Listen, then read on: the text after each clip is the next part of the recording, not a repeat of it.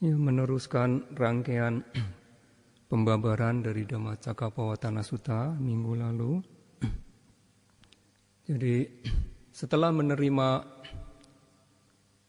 dana makanan yang disebut payasa atau nasi susu dari Sujata, kemudian Petapa Gotama mengkonsumsi makanan itu. Pertama beliau membuat 49 potongan kecil dan kemudian beliau beradidana agar apa yang beliau makan saat itu mampu membuat dirinya bertahan untuk selama 7 minggu. Nah, kemudian beliau pergi dari Uruwela menuju hutan Gaya, menuju di kaki pohon Bodhi. Nah, di tengah perjalanan beliau bertemu dengan Sotia. Nah, Sotia memberikan 8 ikat atau 8 genggam rumput kusa. Nah, itu yang dijadikan sebagai alas duduk para petapa sebetulnya pada zaman itu. Mereka biasa untuk tidur, untuk duduk bermeditasi menggunakan rumput kusa itu. Nah, kemudian beliau melakukan adidana lagi, padana wiriya sebetulnya, suatu adidana yang kuat sekali. Yang beliau mengatakan biarlah kulit kemudian urat dan tulangku yang tersisa, biarlah daging dan darah ini mengering. Aku tidak akan bangkit dari duduk ini sebelum saya mencapai kebuddhaan. Beliau mengucapkan itu dengan sungguh-sungguh. Pada waktu yang sebelumnya ketika menjalankan Dukkaracarya, sebetulnya beliau juga pernah mengucapkan hal itu. Tetapi beliau hanya mengucapkan, biarlah kulit, urat, dan ototku yang tersisa. Biarlah daging dan darahku mengering. Tetapi tidak ada kata-kata hingga saya mencapai kebuddhaan. Tetapi kali ini Bodhisatta mengatakan, saya tidak akan bangkit dari duduk ini sebelum saya mencapai kebuddhaan. Jadi adidana yang kuat semacam ini dibutuhkan bagi kita juga.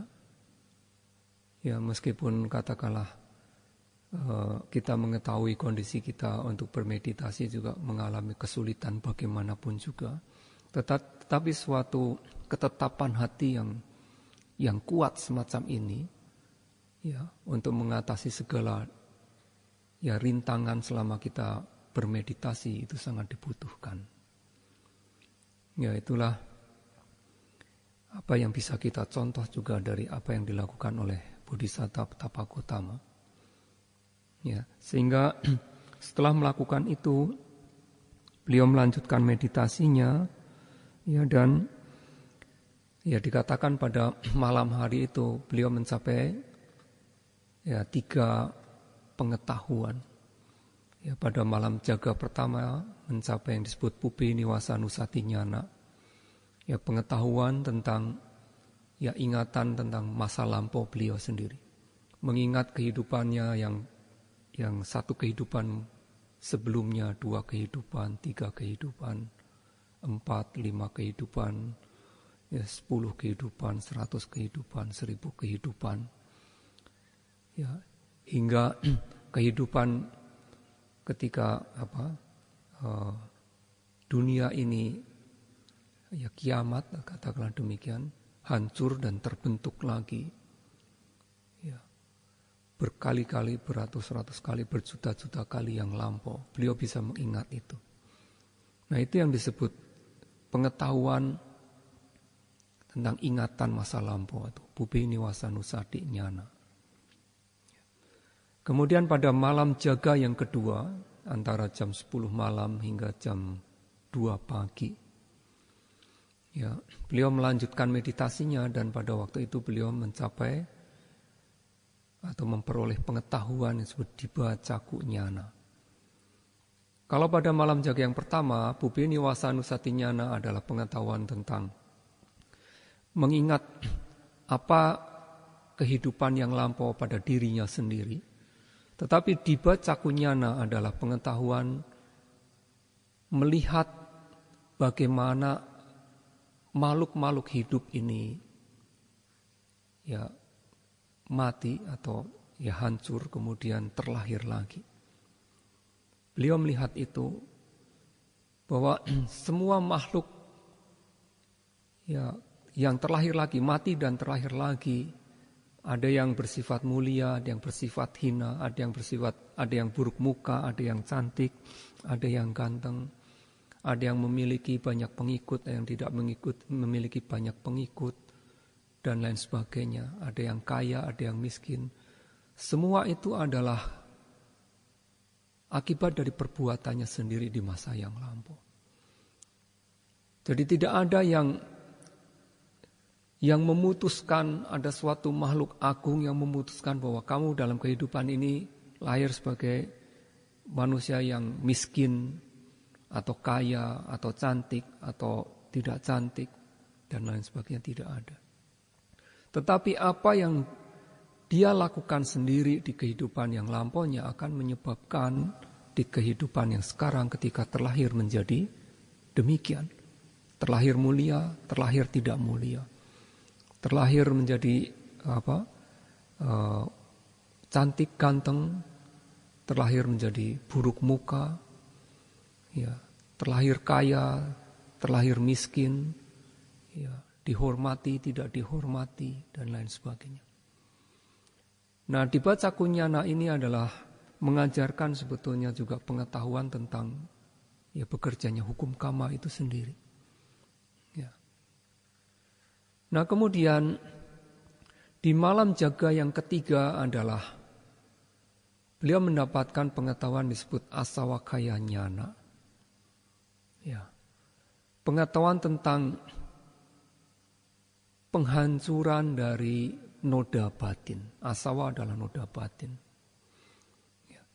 Nah, maka kalau di pengetahuan yang pertama dan kedua itu merupakan, bisa dikatakan merupakan hasil dari pengembangan konsentrasi yang kuat.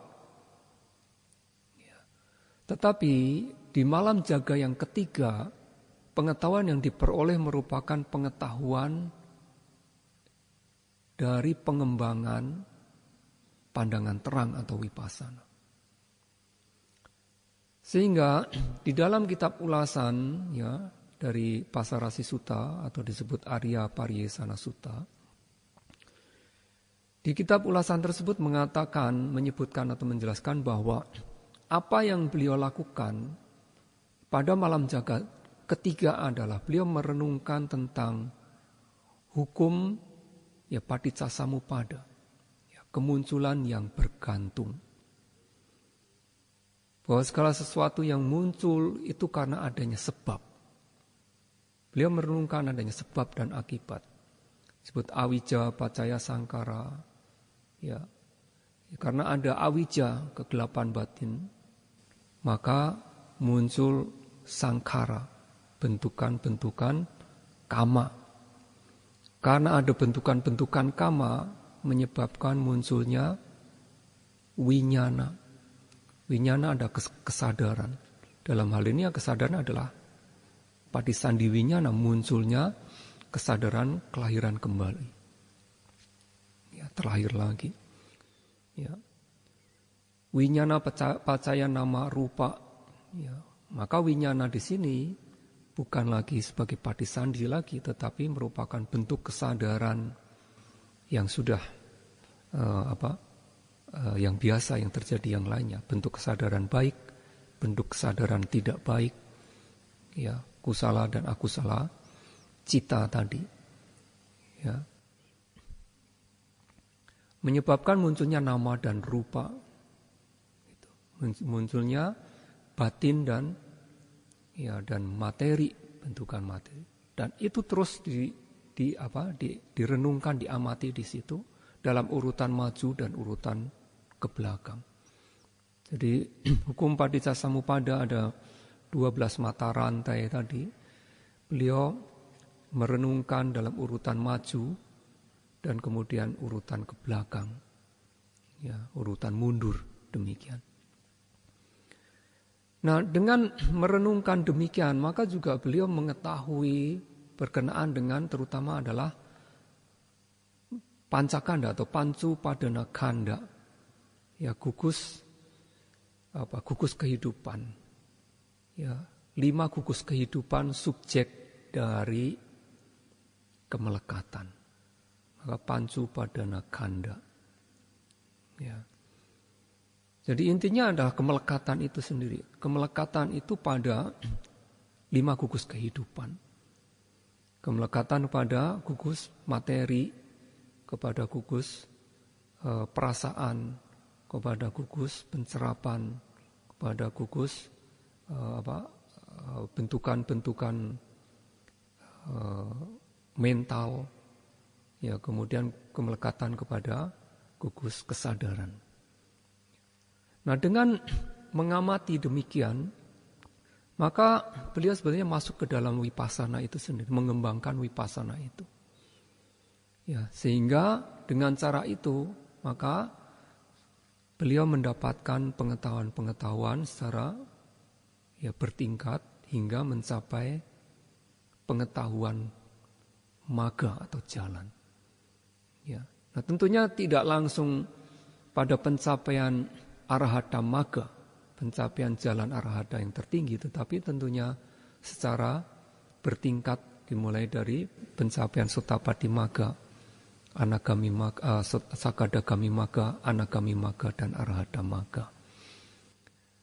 Ya. Jadi dengan munculnya magga cita itu, kesadaran kesadaran jalan tadi, maka kesadaran itu memiliki kekuatan yang mampu menghancurkan noda batin tadi secara bertingkat tentunya.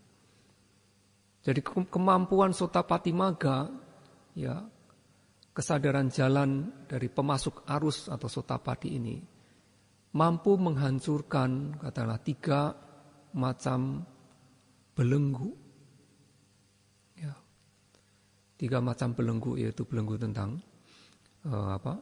keraguan-raguan, kemudian tentang terutama ada disebut sebagai, ya, pandangan salah sebetulnya.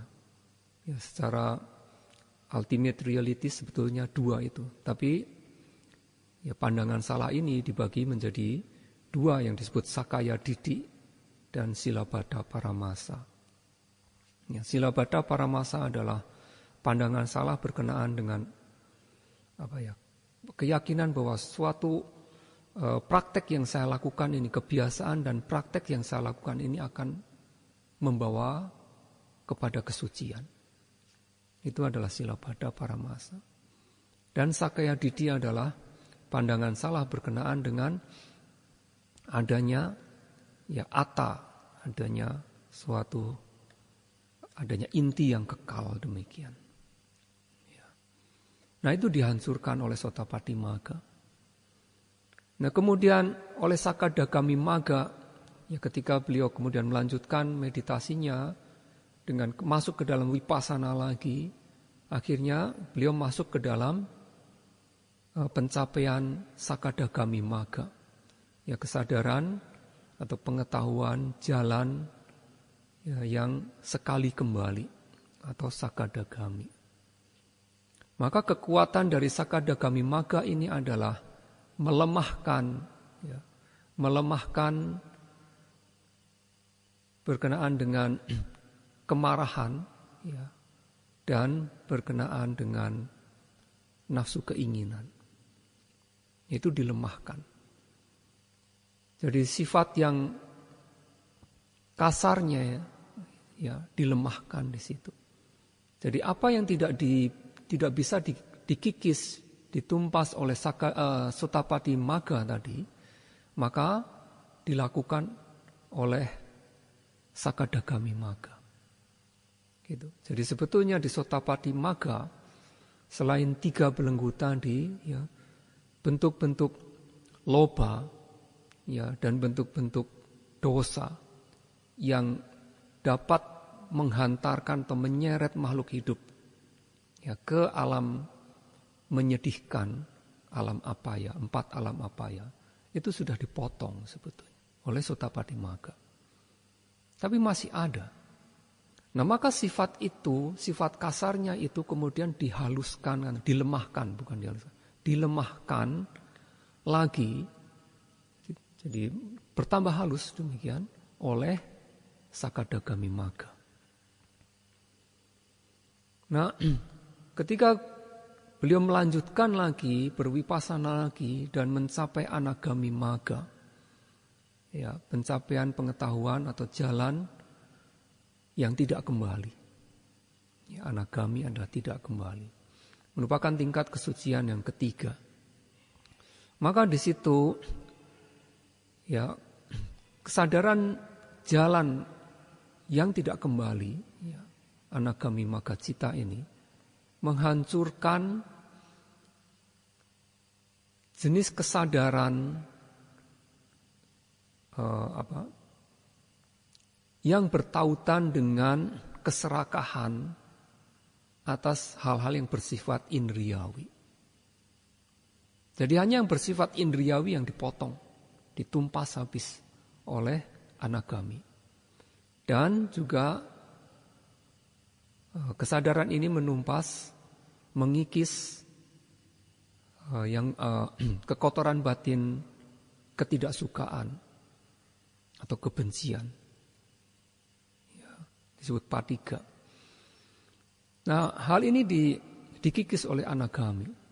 Jadi dilemahkan oleh Sakadagami, dikikis oleh Anagami. Ya. Nah, kemudian beliau melanjutkan lagi, berwipasana lagi, dan akhirnya mencapai tingkat kesucian tertinggi, keempat, itu Arahata Magga. Maka pengetahuan jalan Arahata ini yang mengikis kekotoran batin atau noda batin yang tersisa tadi, yang belum ditumpas oleh, belum dikikis oleh Magga yang di bawahnya. Ya. Jadi seperti kemelekatan atau bentuk keserakahan atau kemelekatan pada kehidupan di alam Brahma misalnya demikian, atau arupa Brahma, ya, dan tentu saja adalah kegelapan batin itu baru bisa ditumpas, dikikis habis oleh Arahata Magga. Maka inilah yang disebut Asawakaya Nyana tadi, ya, pengetahuan tentang penghancuran dari noda batin. Maka kalau kita bicara tentang noda batin asawa tadi, disebutkan sebetulnya hanya ada 4 asawa, disebut kamasawa, ya, noda batin tentang keinginan atau kesukaan, kesenangan pada hal-hal indriawi. Nah, ini yang sebetulnya ditumpas habis oleh Anagami. Ya. Kemudian Ditasawa. Ya, didi adalah pandangan salah. Pandangan salah, noda batin pandangan salah ditumpas oleh, dikikis habis oleh Sotapati Magga. Ya. Bawa sawa, ya, noda batin kemelekatan pada kehidupan. Ya, kehidupan di alam indriawi, kehidupan di alam Brahma maupun alam arupa Brahma. Ya, sendiri-sendiri dikikis oleh, ya, secara tuntas akhirnya semuanya dikikis habis oleh Arahata Magga. Ya. Nah, kemudian Awijasawa adalah noda batin, kegelapan batin itu sendiri. Maka itu ditumpas atau dikikis habis oleh Arahata Magga. Maka dengan hancurnya, terkikis habisnya noda batin ini, ya maka itulah yang disebut ya asawakaya nyana tadi. Dan beliau mencapai menjadi ya seorang araha. Ya, jadi kalau kita mengatakan araha adalah ya orangnya, makhluknya itu adalah araha atau arahanta. Kalau bentuknya adalah bentuk apa? Bentuk majemuk demikian. Kalau bentuk tunggal adalah araha. Tapi arahata adalah tingkatnya, tatarannya. Jadi kalau kita mengucapkan ya tataran pencapaian, tataran kesucian arahata. Ya, beliau menjadi seorang araha. Demikian. Ya. Nah, selain dari pengetahuan yang disebut asawakaya nyana tadi, beliau juga mendapatkan pengetahuan disebut sabanyuta nyana. Ya. Kemahatauan. Maka kemahatauan sabanyuta nyana ini hanya dimiliki oleh sama Sambuddha saja. Ya. Jadi sawaka Buddha atau murid-muridnya, para arahata, para arahanta ya yang biasa itu tidak memiliki atau tidak mencapai yang disebut sabanyuta nyana, itu tidak ada. Ya, hanya pengikisan yang disebut asawakaya nyana tadi. Maka sering ada disebut ya araha yang memiliki 3 pengetahuan disebut tewija, yaitu pengetahuan tentang pupini wasanusati nyana, kemudian dibaca kunyana dan asawakaya nyana. Ada istilah tewija. Demikian. Ya. Nah, dengan demikian beliau sempurna mencapai kebudaannya dengan usaha sendiri, ya tanpa guru yang membimbing beliau.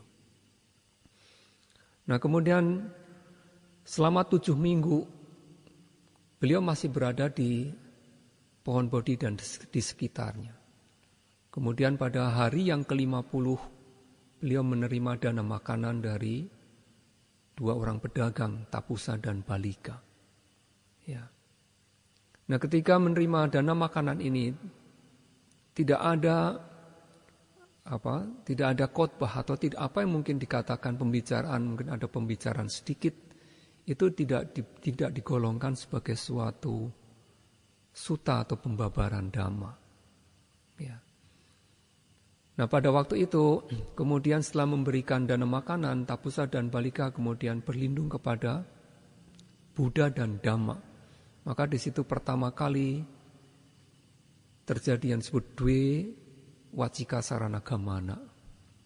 Ya, berlindung atau bernaung pada 2 hal saja, yaitu Buddha dan Dhamma, karena belum ada sangga pada waktu itu. Nah, setelah mengkonsumsi makanan yang diberikan Tapusa dan Balika tadi, kemudian Buddha, sekarang kita mengatakan sebagai Buddha karena telah mencapai kebudaannya, beliau merenungkan bahwa dhamma yang saya realisasikan ini ya sedemikian dalamnya. Dhamma yang saya ketahui ini sulit untuk dapat dipahami dengan pemikiran biasa. Ya. Sehingga beliau berpikir untuk tidak mengajarkan dhamma pada awalnya. Nah, di dalam kitab ulasan juga disebutkan mengapa beliau tidak ingin mengajarkan dhamma. Ya, pertama itu satu. Alasan pertama adalah karena dhamma ini adalah sulit. Demikian dalamnya ya, dan sulit dhamma ini tidak bisa dipahami dengan pemikiran biasa. Nah, alasan yang kedua adalah beliau mengetahui bahwa makhluk hidup ini sangat menyukai kemelekatan. Ya. Nah, kalau makhluk hidup ini sangat menyukai kemelekatan, maka ya akan sangat sulit sekali untuk dapat menerima dhamma, untuk dapat memahami dhamma yang dalam itu. Karena hanya kalau bisa kita memotong kemelekatan-kemelekatan kita itu, maka kita akan bisa memahami Dhamma. Selama kita menyukai kemelekatan, ya pada hal apapun juga, maka ya akan sulit sekali bagi kita untuk dapat memahami Dhamma yang sesungguhnya. Penembusan di situ akan sulit sekali. Itu dua alasan. Dan alasan yang ketiga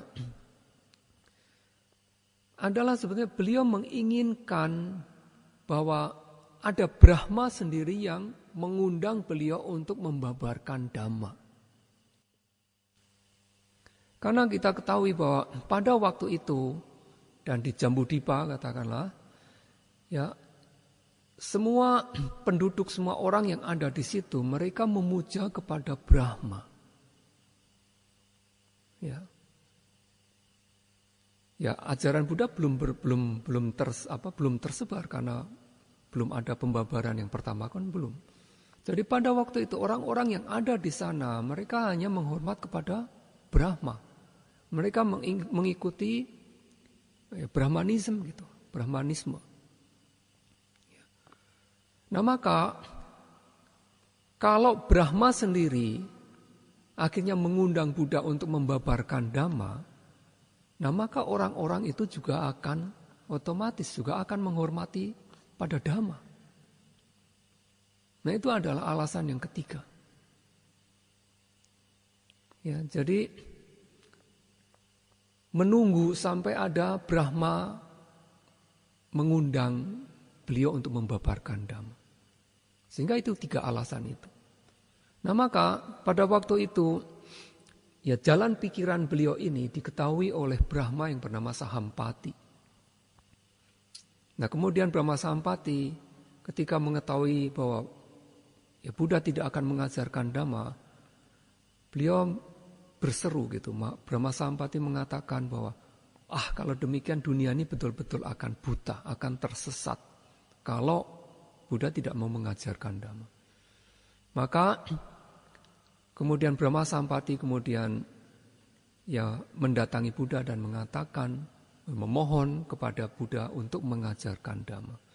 Beliau mengatakan bahwa di antara orang-orang, di antara makhluk hidup itu ada, meskipun sedikit pun, ada mereka yang memiliki, yang kekotoran batinnya itu tipis sekali. Nah mereka dengan diberikan pembabaran Dhamma, maka mereka akan segera memahaminya. Brahma Sahampati mengatakan demikian. Nah maka Buddha dengan Buddha cakunya, dengan mata Buddhanya, melihat, memahami bahwa memang benar demikian, ada makhluk-makhluk hidup yang memiliki sedikit kekotoran batin. Dan kalau diberikan ajarannya, maka mereka akan segera memahaminya. Nah, untuk itulah kemudian Buddha mengatakan, ya kalau demikian saya akan mengajarkan Dhamma. Maka terbukalah, beliau mengatakan, terbukalah pintu keabadian. Beliau mengatakan demikian. Karena kalau begitu Dhamma ini dibabarkan, maka makhluk yang bisa mencapainya akan mencapai suatu keabadian. Ya, akhir dari kematian. Ya. Nah, terbukalah ya pintu keabadian itu. Maka mereka yang memiliki dikatakan memiliki pendengaran dan memiliki sada, maka mereka akan dapat segera memahami Dhamma ini. Nah, kemudian setelah berketetapan hati untuk mengajarkan Dhamma ini, ya, beliau kemudian berpikir siapa yang bisa memahami Dhamma dengan cepat ini. Karena ini adalah Dhamma yang pertama. Ya, seperti yang pertama kali saya katakan bahwa ajaran yang pertama ini sangat penting sekali karena ini membuktikan bahwa Dhamma dari Buddha ini kalau didengarkan dan dipraktekkan maka akan segera memberikan hasil. Tidak perlu menunggu waktu yang lama. Nah maka beliau mencari siapa yang pantas untuk menerima Dhamma yang pertama ini siapa. Nah maka beliau teringat kepada Alarakalama.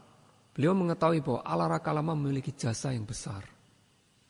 Ya, beliau pernah berguru kepada Alarakalama ini. Nah, kemudian ketika beliau berpikiran demikian, maka ada sesosok dewa yang datang dan memberitahu kepada Buddha, Alarakalama telah meninggal 1 minggu yang lalu. Ya. Nah, ketika Buddha mendengar itu, ya beliau mengatakan, wah sayang sekali. Karena Alarakalama yang sebetulnya memiliki batin yang sudah matang ini, kalau mendengar dhamma yang sedikit ini, pasti beliau akan bisa merealisasikannya, akan mencapai tingkat kesucian. Tapi beliau meninggal 7 hari. Dan karena Alarakalama memiliki tingkat pencapaian ketiga dari konsentrasi absorpsi tanpa materi yang disebut akincanya yatana jana.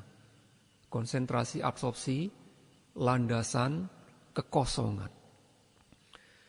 Maka dengan pencapaian itu, ketika meninggal dunia, maka Alarakalama terlahir di alam arupa jana juga tingkat ketiga. Di alam yang disebut akincanya yatana bumi. Ya, satu alam kehidupan tanpa materi, tidak ada materinya. Di sini kita ada materinya. Kita hidup di alam yang ada materinya. Tapi Alarakalama terlahir di alam yang tanpa materi, tidak ada materi, hanya ada batin saja. Hanya ada mental saja, tidak ada materi, tidak ada rupa. Tingkat ketiga yang disebut landasan kekosongan tadi. Nah, maka dengan terlahir di alam yang disebut akincanya yatana bumi tadi, maka Alarakalama akan memiliki waktu atau jangka waktu hidup sepanjang 60.000 mahakapa. Ya, kita manusia usianya hanya usia manusia sekarang pada zaman ini, katakanlah usia kita ya rata-rata mungkin berapa? 80 tahun mungkin. Mungkin sudah kurang dari 80 tahun. Ya, di zaman Buddha dikatakan rata-rata 100 tahun.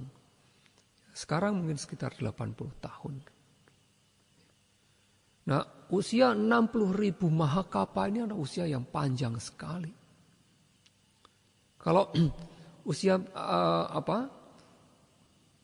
mulai pembabaran Dhamma ini adalah 2609 tahun yang lalu, maka 2609 tahun itu dibandingkan dengan 60.000 mahakapa ini mungkin ukuran 1 detiknya aja juga belum ada. Ya. Sekarang misalnya dibandingkan misalnya kita alam manusia dengan alam dewa. Ya. Di alam Catu Maharajika itu adalah alam dewa. Setelah manusia adalah alam Catu Maharajika. Maka 1 hari di sana adalah sama dengan 50 tahun usia manusia. Itu ukuran usia dewa. Ya, mereka memiliki usia 500 tahun surgawi. Catu Maharajika dewa itu usianya 500 tahun surgawi. Belum pakai kapa itu belum. Ya. Nah, Mahabrahma adalah setelah alam dewa, setelah 6 tingkat alam dewa, kemudian ada alam Brahma, materi, yang memiliki materi. Yang terendah adalah alam jana pertama sebetulnya. Salah satunya adalah seperti Brahma Purohita, kemudian Brahma Parisaja, Brahma Purohita, dan kemudian Mahabrahma. Ya, Sahampati ini adalah Mahabrahma. Dia hanya memiliki usia 1 mahakapa. Tetapi Alarakalama terlahir di Akincanya Yatana Bumi memiliki usia 60.000 mahakapa. Jadi jauh sekali.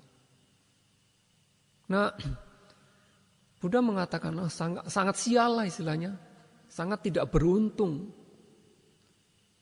Karena terlahir di alam yang arupa, dia tidak memiliki rupa. Dia tidak bisa melihat, tidak bisa mendengar. Tidak punya mata, tidak punya telinga. Ya, tidak ada tubuh ini juga tidak ada. Yang ada hanya batin saja. Maka dia tidak bisa mendengar dhamma. Ya, kemudian ketika beliau kemudian berpikir, ada satu guru satu lagi yaitu Udaka Ramaputa. Maka Udaka ini ya katakanlah mungkin setelah atau mungkin karena setelah beliau Tapa Gotama pada waktu itu meninggalkan Udaka Ramaputa, ya Udaka Ramaputa ini kemudian berlatih dan juga bisa mencapai atau merealisasikan tingkat jana tanpa materi yang keempat yang disebut newasanya nasanya yatana jana. Ya, konsentrasi absorpsi bukan pencerapan, landasan bukan pencerapan maupun bukan tanpa pencerapan. Merupakan suatu tingkat yang tertinggi. Ya, tingkat konsentrasi yang tinggi sedemikian halusnya dan sangat sulit untuk bisa dicapai. Ya. Nah, ketika berpikir demikian, sesosok dewa datang lagi dan mengatakan, memberitahukan kepada Buddha bahwa Udaka Ramaputa sudah meninggal, semalam meninggal. Jadi sangat sial juga. Alara kalama 1 minggu yang lalu, Udaka Ramaputa baru kemarin meninggal. Maka Udaka Ramaputa, ya Udaka ini, karena telah mencapai tingkat newasanya nasanya yatana jana, maka ketika meninggal beliau terlahir di newasanya nasanya yatana bumi. Alam Brahma tanpa materi yang tertinggi. Ya. Disebut alam landasan bukan pencerapan maupun bukan tanpa pencerapan. Jadi di dalam kosmologi Buddhis ada 31 alam kehidupan, maka newasanya nasanya yatana bumi itu adalah alam yang ke-31 yang tertinggi. Ya, tidak ada yang lain. Dia yang tertinggi. Dan dia juga terlahir arupa, tidak memiliki materi. Dengan usia berapa? 84.000 mahakapa. Jadi kalau Alara Kalamanya 60.000 mahakapa, sekarang Udaka memiliki usia 84.000 mahakapa. Sedemikian panjangnya. Sekarang mereka masih di sana. Baru seperti mungkin sepersekian detiknya itu. Kalau sekarang 2600 tahun itu baru belum apa-apanya. Dan mereka juga karena terlahir dengan arupa, tidak memiliki materi, tidak memiliki mata, indria mata, maksudnya ada tidak memiliki materi sensitif mata, disebut cakupasada. Nah, cakupasada ini yang menyebabkan bisa menangkap bentukan, menangkap rupa. Ya, bentuk penglihatan ini bisa kita lihat, kita bisa melihat ini dan itu karena di dalam bola mata ini, bukan mata di sini, tapi di dalam bola mata di sini mungkin sekarang, mungkin di dalam retina itu, di situ tersebar yang disebut cakupasada, materi sensitif mata. Nah maka materi sensitif mata ini yang bisa menangkap gambaran istilah di depan bentuk penglihatan itu. Yang disebut rupa ya, bisa ditangkap oleh cakupasada ini. Maka kalau seseorang yang tidak memiliki cakupasada ya dia buta, tidak bisa melihat. Ya, demikian pula Alara dan juga Udaka ini karena mereka adalah arupa Brahma, Brahma yang tidak memiliki materi, maka dia tidak memiliki cakupasada, maka dia tidak bisa melihat. Ada Buddha di depannya juga tidak bisa melihat. Demikian. Dan juga dia tidak bisa mendengar. Karena apa? Karena tidak ada disebut sota pasada. Jadi secara total dia tidak memiliki rupa materi. Maka caku pasada tidak ada. Ya, sota pasada adalah materi sensitif telinga. Nah, materi sensitif telinga itu tersebar di mana? Di dalam telinga di situ. Disebut di dalam telinga di situ ada suatu organ yang bentuknya melingkar seperti cincin. Yang ada bulu-bulunya, katanya demikian. Di dalam kitab ulasan disebut demikian. Tidak perlu dibedah seperti sekarang, dibuktikan. Tapi Buddha mengatakan bahwa di dalam telinga kita ada materi berbentuk melingkar seperti cincin, ada bulu-bulunya itu. Di situ tersebar sota pasada. Nah, materi sensitif itu yang menyebabkan kita bisa mendengar. Kalau kita tidak memiliki itu ya kita tuli lah, kita tidak bisa mendengar. Ya. Nah, demikian pula arupa Brahma tentunya tidak memiliki materi sensitif hidung yang bisa mencium bau-bauan ini. Tidak memiliki materi sensitif lidah yang bisa mengecap, merasakan rasa yang enak atau tidak enak ini. Tidak memiliki materi sensitif tubuh yang bisa mengetahui sentuhan-sentuhan yang terjadi pada tubuh ini. Tidak ada semuanya. Nah, maka dari 5 indria yang ada pada diri kita ini, sebetulnya terutama 2, mata dan telinga merupakan dua indria yang berperan besar bagi kita untuk mendapatkan pengetahuan. Ya, dari hidung, dari lidah, dari tubuh ada juga tentunya. Tapi 2 ini, mata dan telinga ini sangat berperan penting sekali sebetulnya. Karena kita melihat, karena kita mendengar, kita banyak mendapatkan pengetahuan. Ya. Nah sekarang, Udaka, Alara dan Udaka, karena dia tidak memiliki mata dan telinga, dia tidak bisa melihat Buddha maupun mendengar Dhamma. Maka tidak bisa Buddha mengajarkan Dhamma kepada mereka. Nah, kalau mereka tidak bisa mendengarkan Dhamma, maka ya apa yang dia lakukan di sana ya hanya sampai usianya berakhir saja. Ada 2 kemungkinan, katakanlah. Ketika Brahma, arupa Brahma, seperti misalnya Alara yang mencapai tingkat Akincanya Yatana, ya, tingkat ketiga. Maka ketika dia meninggal, dia mungkin ya terlahir di alam itu lagi. Ya. Atau kalau dia mengetahui cara untuk melanjutkan meditasinya, paling-paling dia bisa melanjutkan dan kalau meninggal terlahir di alam yang keempat, arupa jana yang keempat. Atau kalau tidak dia kembali ke alam alam rendah, alam indriawi, alam manusia. Dan dia tidak bisa lahir misalnya kemudian langsung sebagai binatang atau ke neraka, tidak bisa. Karena mereka yang mengembangkan itu karena mereka memiliki kebajikan. Tapi dia bisa jatuh, katakan, ke alam indriawi. Jadi kemungkinannya terlahir lagi di alam arupa Brahma dengan usia yang sedemikian panjang lagi itu. Mungkin Buddha Miteya muncul, dia masih di sana, tidak terlewat lagi, bisa terjadi begitu. Atau ketika meninggal terakhir nanti di alam manusia, kemungkinan demikian. Demikian pula Udaka, ketika mati meninggal di sana ya terlahir lagi kemudian di alam yang sama, karena itu alam yang tertinggi, atau terakhir sebagai manusia misalnya, demikian. Kemungkinannya hanya demikian.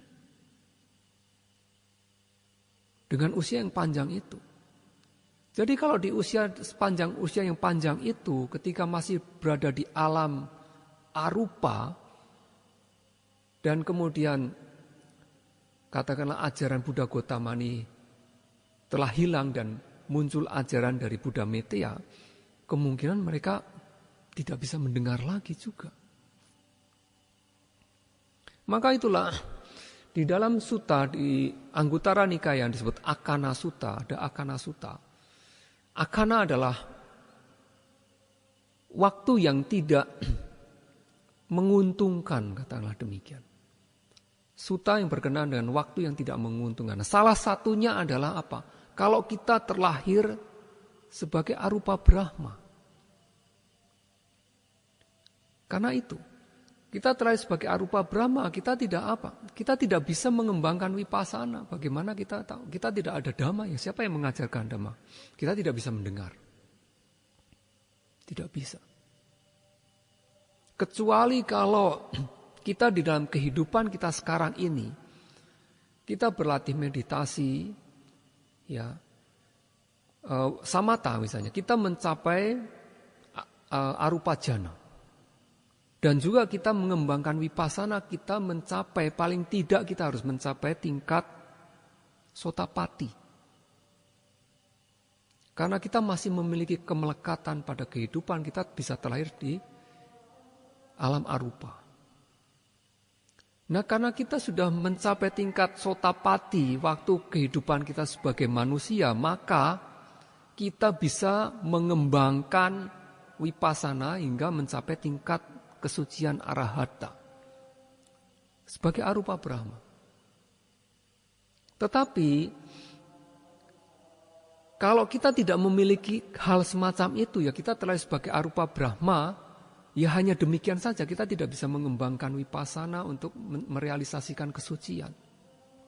Karena kesucian hanya bisa direalisasikan dengan vipassana, tidak bisa dengan konsentrasi semata.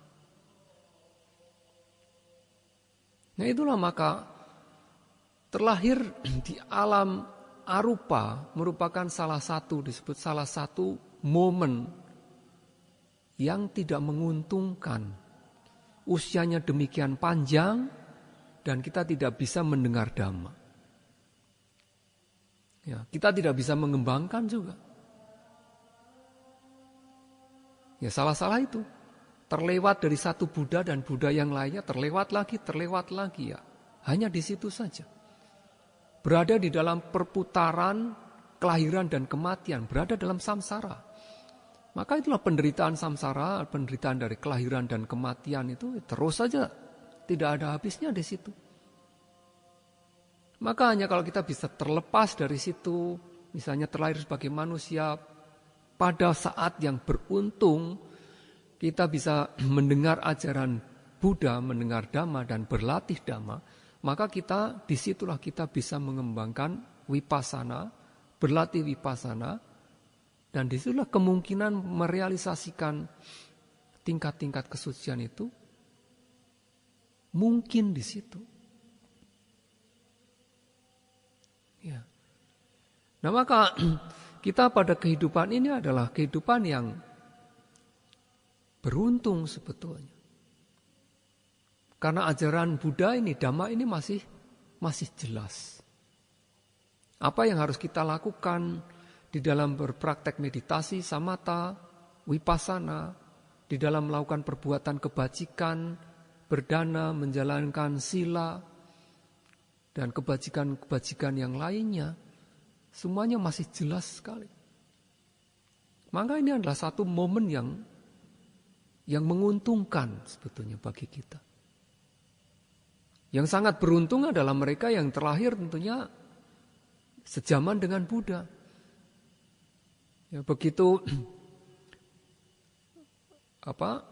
terlahir dengan sejaman Buddha, bertemu dengan Buddha, mendengarkan Dhamma, segera bisa merealisasikan. Tetapi juga ada juga dari mereka yang hidup sejaman dengan Buddha. Karena apa? Karena memiliki pandangan salah, menganut pandangan salah, maka dia juga tidak bisa merealisasikan Dhamma, itu tidak bisa juga. Jadi itu juga merupakan salah satu kelahiran yang tidak menguntungkan. Kalau kita terlahir dan memiliki apa? Pandangan salah. Ya. Jadi kesempatan itu merupakan ya apa yang harus kita tangkap istilahnya dan kemudian harus kita kembangkan. Maka terlahir seperti Alara Kalama Udakara Maputa, hanya terlewat ini 1 minggu dan 1 malam saja. Sudah lewat, sudah. Bisa berkapa-kapa lagi, itu bisa lama sekali untuk bisa merealisasikan Dhamma ini menembus mencapai tingkat sucian, itu akan sangat membutuhkan waktu yang lama sekali. Ya. Nah itulah maka ketika mengetahui hal itu, maka kemudian Buddha berpikir siapa yang harus saya babarkan Dhamma ini. Maka beliau teringat pada Pancawagya, pada 5 petapa tadi. Wah, 5 petapa ini juga sudah memiliki banyak jasa. Ya, mereka selama 6 tahun selalu membantu ya petapa Gotama pada waktu itu Bodhisatta ketika berlatih Dukara Carya, demikian. Maka beliau berpikir untuk membabarkan Dhamma kepada Pancawagya Bhikkhu tadi. Dan beliau mengetahui dengan Buddha Cakunya bahwa kelima petapa ini mereka berada di Isipatana. Ya. Nah untuk itulah maka dengan mengetahui itu maka beliau kemudian pergi ke Isipatana. Maka di dalam kitab ulasan hanya dikatakan pada bulan Purnama Asalha, ya di pagi hari, beliau berjalan dan mencapai Isipatana di sore hari. Ya, sehingga Dhammacakkappavattana Sutta itu dibabarkan ketika pada sore hari ketika matahari tenggelam dan bulan itu muncul, dikatakan demikian. Tetapi yang harus kita ketahui bahwa pada waktu itu Buddha pergi ke Isipatana dengan berjalan kaki. Nah, jarak dari pohon Bodhi ke Isipatana itu disebutkan di dalam kitab ulasan sejauh 18 yojana. Ya. 18 yojana itu kalau 1 yojana adalah sekitar 8 miles, maka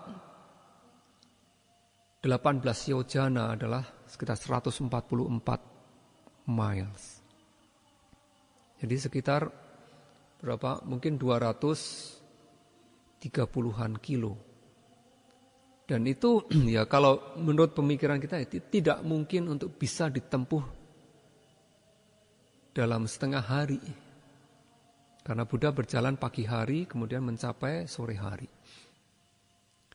Nah maka Mahasi Sayadaw mengatakan di dalam bukunya mengatakan ya kemungkinan bukan demikian. Meskipun di dalam kitab ulasan disebut demikian.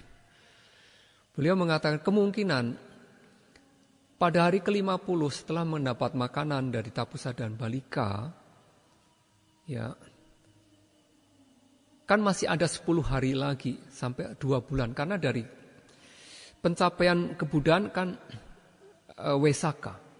Dari bulan Purnama Waisakha sampai ke bulan Purnama Asalha itu adalah 2 bulan. Ya. Adalah 59 atau 60 hari. Ya kan? Nah maka Buddha kan berpuasa 49 hari. Kemudian menerima dana makan pada hari ke-50.